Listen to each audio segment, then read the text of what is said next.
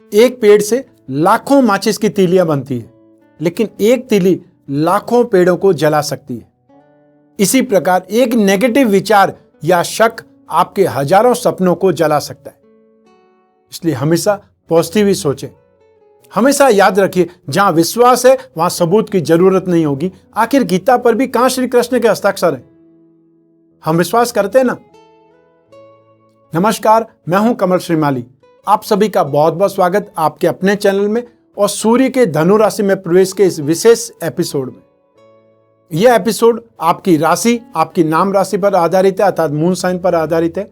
और यह एपिसोड सिर्फ और सिर्फ सूर्य पर ही आधारित है, अर्थात ये आपको ध्यान रखना पड़ेगा कि बहुत सारे जो ग्रह की स्थितियां हैं उसका वर्णन इसके साथ में समावेश नहीं है। सिर्फ सूर्य का राशि परिवर्तन है, उसके बारे में ही मैं बतला रहा हूं। एक साथ में सभी ग्रहों का आपकी राशि पर क्या प्रभाव पड़ेगा, यह मंथली राशिफल में हम आपको विश्लेषण प्रदान करते हैं। वैदिक ज्योतिष में वर्णित नवग्रहों में सूर्य ग्रह को राजा की उपाधि दी गई है। आदि पंचदेवों में एक सूर्य देव है। सूर्य अग्नि तत्व और लाल वर्ण वाला ग्रह है। यह पूर्व दिशा का स्वामी है। ज्योतिष शास्त्र के अनुसार सूर्य को सिंह राशि का स्वामी माना जाता है। इसके अलावा सूर्य को आत्मा और पिता का कारक भी माना जाता है। ज्योतिष शास्त्र में सूर्य को उच्च सरकारी सेवा, मान सम्मान का कारक कहा जाता है। आपकी कुंडली में यदि सूर्य मजबूत अवस्था में तो आपको नेतृत्व प्रदान करने की क्षमता देता है, अर्थात आपको लीडरशिप बना देता है, आपको लीडर बना देता है, ऊर्जावान बना देता है और मैनेजमेंट से जुड़े कामों में आपको एक्सपर्ट बना देता है। और यदि राजनीतिक क्षेत्र में जाते हैं तो सूर्य अपार सफलता देता है।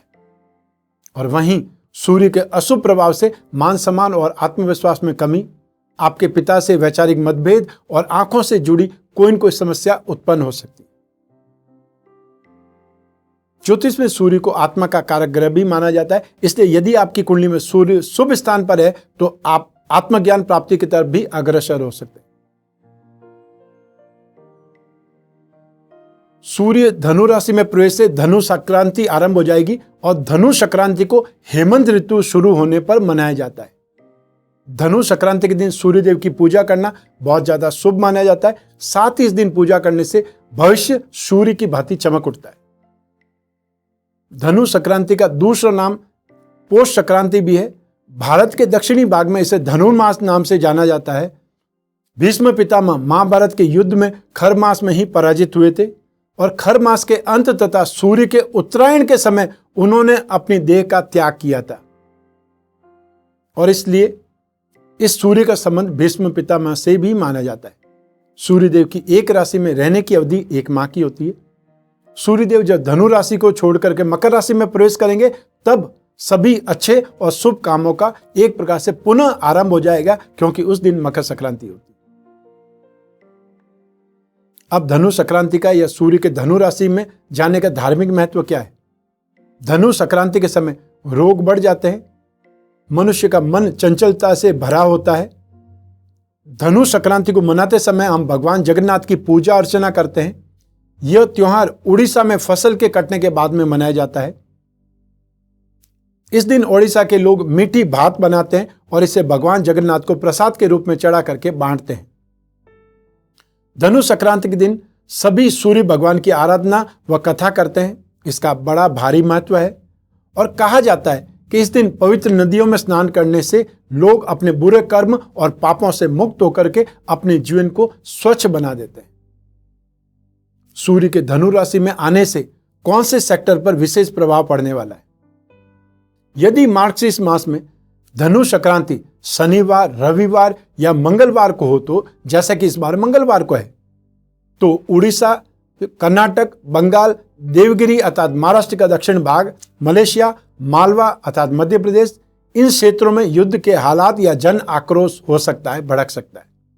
वर्तमान संदर्भ में इसे देखा जाए तो धनु राशि में सूर्य के आने से भारत के मध्य, दक्षिण और बंगाल के कुछ हिस्सों में किसान आंदोलन फैल सकता है।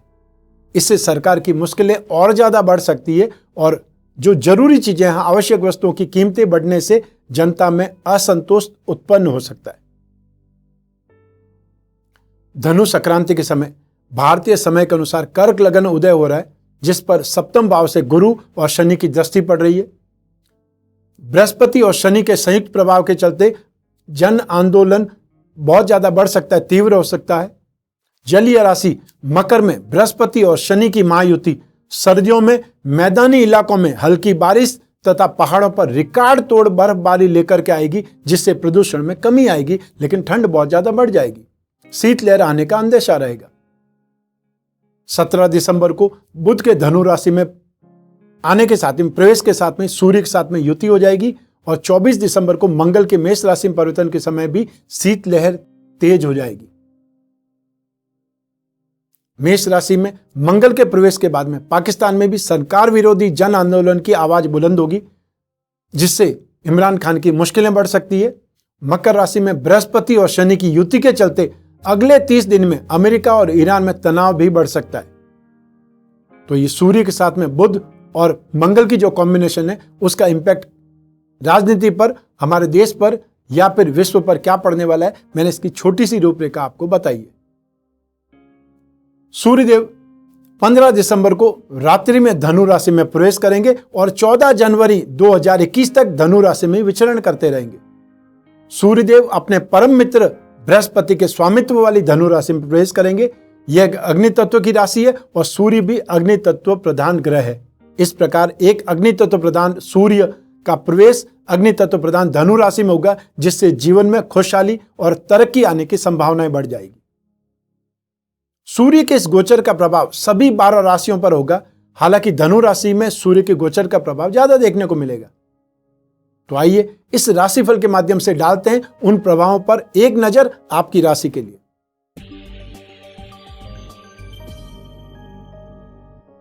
आइए बात करते हैं मेष राशि की। आपकी राशि से 9th हाउस में भाग्य भाव में गोचर व सूर्यदेव के आने से आपके पिता के स्वास्थ्य को लेकर के आपकी चिंताएं बढ़ सकती है। वहीं आपके ऑफिस में भी आपका परफॉर्मेंस कुछ वीक या फिर कम प्रभावशाली रहने लगेगा। कुछ व्यक्तियों को नौकरी से हाथ भी धोना पड़ सकता है। ऐसे में अपने आप को बहुत ज्यादा सेफ या ये बोल सकते हैं नौकरी में बहुत ज्यादा सीरियस होकर के अपना ध्यान वहीं पर लगाएं, कंसंट्रेशन फुल रखें। कुल मिलाकर के व्यावसायिक दृष्टि से समय बहुत ज्यादा अनुकूल नहीं है। अपने विरोधियों से, शत्रुओं से, कॉम्पिटिटर से विवाद हो सकता है। वो आपको फाइट कर सकते हैं, फाइट दे सकते हैं, या बहुत अच्छा आपको कंपटीशन फेस करना पड़ सकता है। हेल्थ में बवासीर, अपच जैसे रोग आपको परेशान करेंगे और आपके जीवन साथी को भी कुछ कष्ट हो सकता है यदि आप विवाहित है तो। एक्सपेंसेस बहुत अधिक करने पड़ेंगे और कभी कभी आपको भी बहुत ज्यादा तेज बुखार, हाई ब्लड प्रेशर, इसके कारण परेशानी हो सकती है। और ऐसे में सूर्य के उपाय आपको काफी राहत देंगे और वो सूर्य के उपाय क्या है ये इस एपिसोड के अंत में बतलाऊंगा।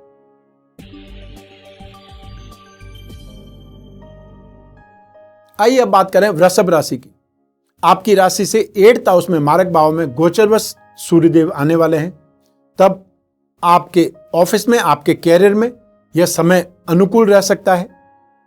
यदि लंबे समय से आप कोई प्रॉपर्टी खरीदने के लिए एफर्ट कर रहे हैं तो इस समय सक्सेस मिल सकती है। गवर्नमेंट की प्लानिंग में या सरकारी योजनाओं में भी आपको कोई न कोई लाभ मिल सकता है, लेकिन आपके इन्फ्लुएंस में, आपके वर्चस्व में, रुतबे में आपको कमी का एहसास होने लगेगा। और हो सकता है कभी कभी आपको झूठे आरोप भी सहन करने पड़ सकते हैं। बिना किसी कारण के अपव्यय होगा, अर्थात पैसा बहुत ज्यादा खर्च होगा और या फिर फाइनेंशियल लॉस हो सकता है कोई इन्वेस्टमेंट में। ऐसी स्थिति में बहुत देखभाल करके अपनी जो भी फाइनेंशियल कंडीशंस है उसको देखते हुए इन्वेस्टमेंट करें या फिर एक्सपेंसेस करें। ऐसे ही समय में आपकी बिजनेस इनकम या जो बिजनेस का प्रॉफिट है उसमें कमी, रोग, मानसिक अशांति उत्पन्न हो सकती है और घर के किसी धार्मिक कार्य में या घर में किसी धार्मिक आयोजन हो सकता है, मांगलिक कार्य का आयोजन भी हो सकता है। सूर्य के उपाय आपको काफी ज्यादा मेंटली राहत देंगे, आपका कॉन्फिडेंस बिल्डअप करेंगे।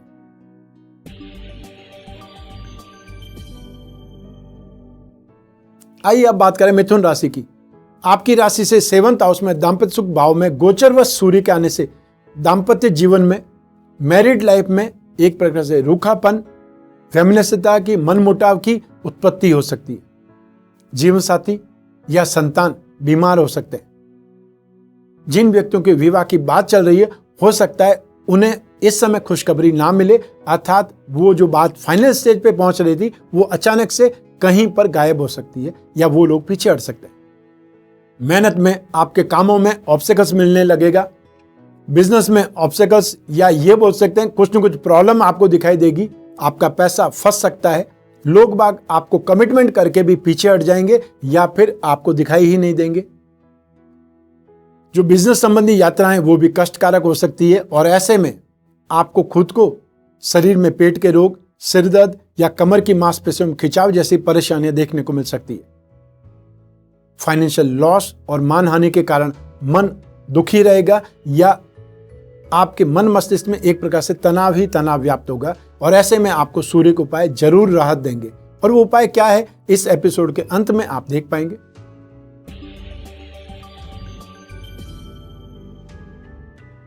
आइए अब बात करें कर्क राशि की।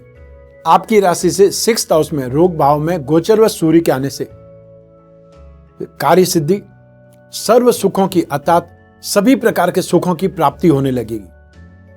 नई नई वस्तुओं की आप शॉपिंग करेंगे।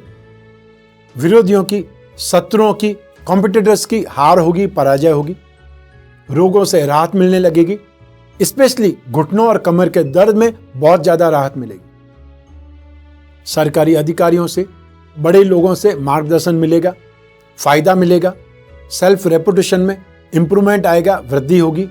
और ऐसे में ही रोग, शोक, मोह, इन सभी भावों का नाश होकर के मन और शरीर दोनों में एनर्जी आ जाएगी, फिटनेस आ जाएगी, या फिर ये बोल सकते हैं उत्साह में वृद्धि हो जाएगी।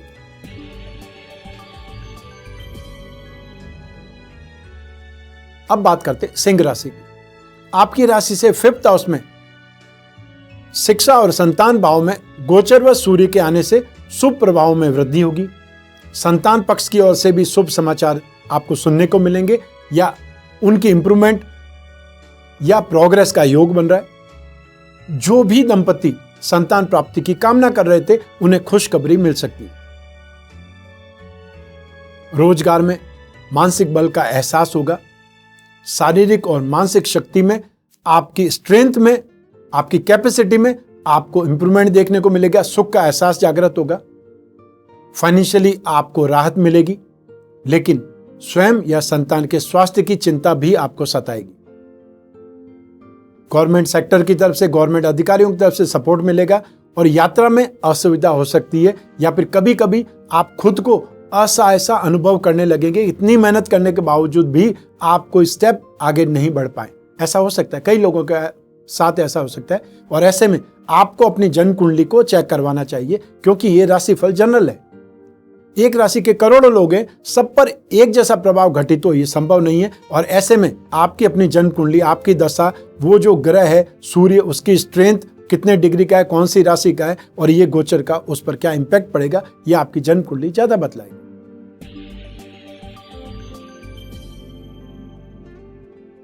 आइए अब बात करें कन्या राशि की। आपकी राशि से 4th हाउस में सुख भाव में गोचरवश जब सूर्यदेव आएंगे तब आपके जीवन में सुख समृद्धि में वृद्धि होने के आसार बनेंगे। कोई नई प्लानिंग पर, नए प्रोजेक्ट पर काम आरंभ करने का, स्टार्ट करने का विचार बन सकता है। मेंटली और फिजिकली ऑब्स्टेकल्स आएंगे, समस्याएं भी आ सकती है। कई बार घरेलू झगड़ों के कारण, घरेलू कलह और क्लेश के कारण सुखों में कमी भी आ सकती है। और वहीं जमीन जायदाद संबंधी प्रॉब्लम भी, समस्याएं भी उभर करके सामने आ सकती है, जो बहुत समय से शांत पड़ी हुई थी। इस गोचर में अच्छी सुख सुविधाएं तो नहीं मिल पाएगी और यात्रा में भी प्राय आपको कोई न कोई प्रॉब्लम का सामना करना ही पड़ेगा। हो सकता है परिवार के लोग ही विरोधी हो जाएं या फिर विरोधी, आपके कॉम्पिटिटर्स, आपके शत्रु आपको बहुत ज्यादा परेशान करें। वैवाहिक सुख में भी अड़चनें आएंगी, मानहानि तक की संभावनाएं बन सकती है। ऐसे में आप यदि कोई न कोई प्रॉब्लम से गुजर रहे हैं, वाद विवाद से गुजर रहे हैं, तो थोड़ी शांति रखें ताकि मैरिड लाइफ में बहुत बड़ी कोई प्रॉब्लम या फिर घटना नहीं घट पाए।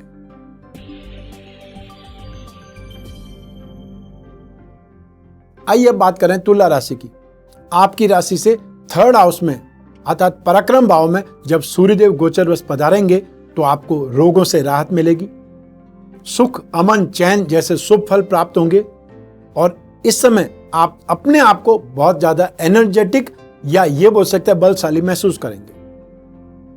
सज्जनों से, अच्छे लोगों से, उच्च अधिकारियों से या बड़े लोगों से, महापुरुषों से मेल मुलाकात होने लगेगी। संतान तथा फ्रेंड सर्कल से भी फाइनेंशियल गेन या सपोर्ट मिलेगा, सम्मान मिलेगा। भाई बहनों की भी तरक्की के आसार बनने लगेंगे, स्पेशली छोटे भाई बहन। और ऐसे समय में आपकी प्लानिंग से आपके विरोधी बहुत जल्दी शांत हो जाएंगे और आपको लक्ष्मी प्राप्ति के साधन के साथ साथ मान प्रतिष्ठा भी प्राप्त होगी।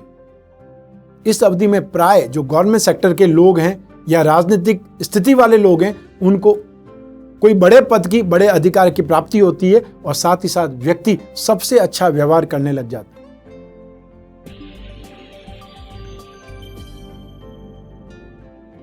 आइए अब बात करें वृश्चिक राशि की।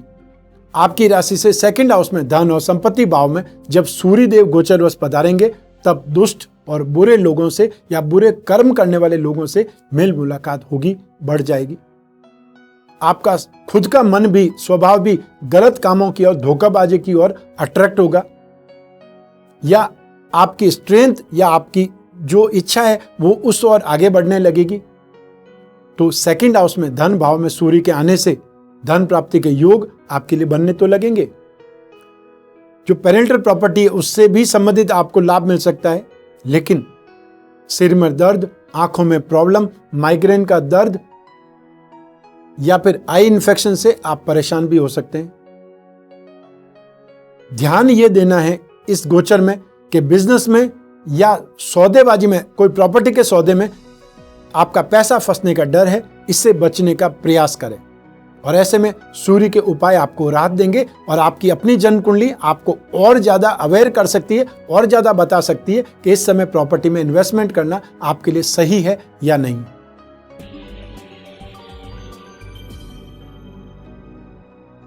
आइए अब बात करें धनु राशि की। धनु राशि वालों के लिए सूर्य का यह गोचर विशेष मायने रखता है, क्योंकि धनु राशि के लिए राशि भाव में फर्स्ट हाउस में ही सूर्य देव का गोचरवश प्रवेश होने जा रहा है। ज्योतिष शास्त्र के अनुसार सूर्य धनु राशि से नवम भाव के स्वामी है और ऐसे में धनु राशि को राजयोग प्रदान करेगा। यह गोचर आपके आत्मविश्वास को बढ़ाने वाला है, साथ ही आपकी वर्किंग जो कैपेसिटी है उसमें इंप्रूवमेंट लाएगा। आपका हुनर या फिर यह बोल सकते हैं कि आपकी जो काबिलियत है उसमें इंप्रूवमेंट आएगा, उसमें और सक्षमता बढ़ेगी या कुशलता बढ़ेगी। यह भी संभव है कि आपके व्यवहार में अहंकार की भावना आ जाए। संबंधियों, फ्रेंड सर्कल और जो बड़े लोग हैं उनसे झगड़ा या विवाद होने से मानसिक संताप, दुख भी बना रहेगा। हाँ, स्वास्थ्य भी इस समय काल में अच्छा नहीं रहेगा। ब्लड प्रेशर, हार्ट प्रॉब्लम्स, बहुत ज्यादा थकान, बहुत ज्यादा व्यस्तता या पेट के रोग, आंखों के रोग आपको परेशान कर सकते हैं और ऐसे में सूर्य के उपाय आपको सपोर्ट करेंगे, राहत प्रदान करेंगे।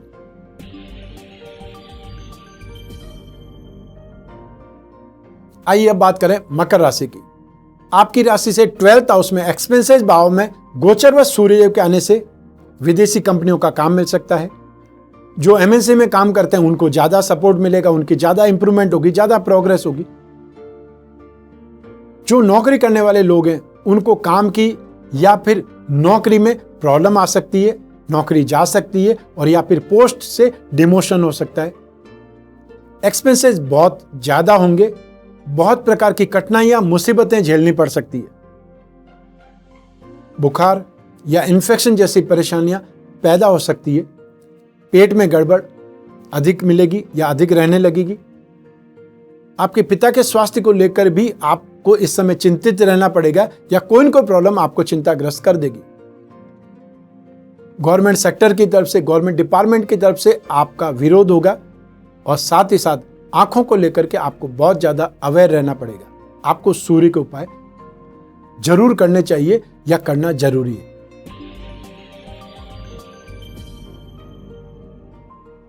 आइए अब बात करें कुंभ राशि की। आपकी राशि से 11th हाउस में लाभ भाव में गोचरवश सूर्यदेव के आने से फाइनेंशियल इंप्रूवमेंट के योग बन जाएंगे। आपके कैरियर में भी आपका परफॉर्मेंस बहुत शानदार रहेगा। हर प्रकार का gain, financial improvement, financial gain, शानदार खाना पीना, नई पोस्ट या नई नौकरी और साथ में बड़े लोगों की सीनियर की कृपा प्राप्त हो सकती है, उनका सपोर्ट आपको मिल सकता है। हेल्थ बहुत अच्छी रहेगी। धार्मिक कार्य, पूजा पाठ, ये सब कुछ आपके यहाँ होंगे या आप उसमें इन्वॉल्व होंगे। आध्यात्मिकता और सात्विकता में वृद्धि हो जाएगी। सरकारी लोगों से सपोर्ट मिलने लगेगा और यदि आप गवर्नमेंट सेक्टर में जॉब कर रहे हैं तो प्रमोशन का यही समय है। और वहीं आपके पिताजी से भी आपको सपोर्ट मिल सकता है, लाभ मिल सकता है।